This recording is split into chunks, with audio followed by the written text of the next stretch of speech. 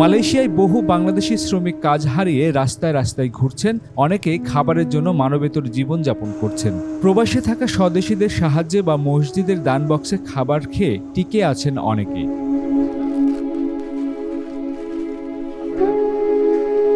কেউ কেউ বাংলাদেশ হাই কমিশনে গিয়েও সহায় হতে চান, কিন্তু যথাযথ সহযোগিতা না পাওয়ায় হতাশ হয়ে ফেরেন। ফলে তারা নিরুপায় হয়ে আটকে আছেন, দেশে ফেরার আকুতি জানাচ্ছেন।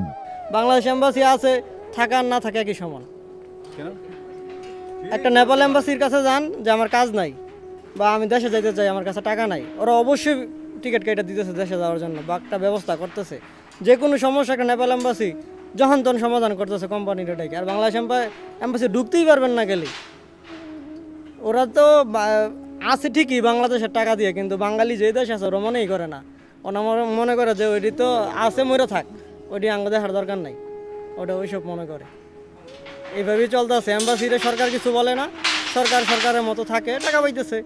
এম্বাসির মতো মাস শেষে টাকা গুনে নিতেছে। আমাদের জন্য কি করছে?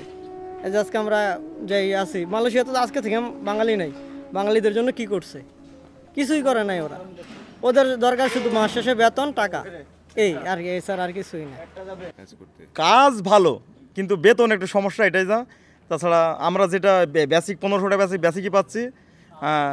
আমাদের মেন কাজ যে মেন কোম্পানি যেটা সুযোগ সুবিধা সেটা পাইনি আমরা। ও, আপনার মেন কোম্পানিতে নাই? জি না, আমরা সাপ্লাই আছি। আপনাদেরকে সাপ্লাই দিয়ে দিচ্ছি? জি।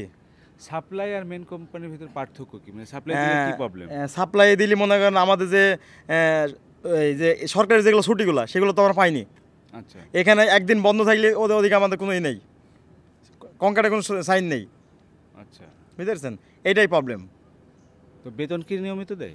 বেতন আগে দিত 10 তারিখে, গত মাসে দিত 20 তারিখে। এও এখন এই কেরমে ঘুরাইছে, এখন হচ্ছে। মেন কোম্পানি কীভাবে বলবো, আমরা তো রেজেন্ট জানে, ওরা হচ্ছে রেজেন্টের মাধ্যমে আমাদের নিয়ে আসে। আমাদের ওখানে নাম করে নিয়েছে মেন কোম্পানি দেবো বলি না, আমরা জানি আমাদের এখানে বলি মেন কোম্পানি এসে সাপ্লাই 4 মাস বসছিলাম, 4 মাস বসে থাকে এখানে দিয়েছে। 4 মাস কোনো ইনকাম ছিল না? কোনো বেতন টেতন কিছু দিইনি।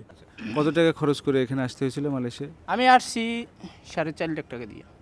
একজন আসে 4.5 লাখ টাকা দিয়ে, আরেকজন আসে 6.5 লাখ টাকা দিয়ে।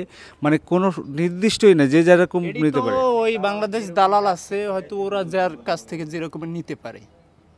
এমনি লাগার কথা কত বাংলাদেশ থেকে? এটা তো ওই আমরা জানি যে 78,000 টাকা সরকার নিদেই। তো এখন তো বাকিটা সব দালালে, বাকিটা এখন দালালে বললে আমরা কি করবো? আমাদের আসতে হইলে দিতে হইবে।